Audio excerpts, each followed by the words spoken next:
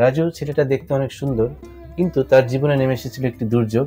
সে motorcycle accident হয়েছিল। তার কপালের এখানে তো এখনো মানে কিছুটা বোঝা যাচ্ছে, আরো দেবে গিয়েছিল। এই যে দেখেন আপনারা, ওর কপাল এখানে এমন আঘাত পেয়েছিল যেটা একদম বসে গিয়েছিল। তারপর ওর নাকের হাড্ডি মানে বাঁকা, মানে যে মাঝখানে যে পার্টিশন, সেটা ধাক্কা খেয়ে একদম এই পাশে এরকম চলে আসছিল, এইটা এদিকে চলে আসছিল এবং ওর ঠোঁট এভাবে নেমে গিয়েছে, এখানে চলে আসছিল ডাইরেক্ট। মানে এটা উপর দিয়ে যেত না, হাসলে মানে এটা এখানে এরকম দেখা যায়। তো এটাকে বলা হয় gross DNS due to accidental trauma. তো যাই হোক, আমরা সেপ্টোপ্লাস্টি করেছি, পাশে রাইনোপ্লাস্টি করেছি এবং তার সাইনাসের মধ্যে একটু ইনফেকশন ছিল, আমরা ফাংশনাল এন্ডোস্কোপিক সাইনাস সার্জারি করেছি।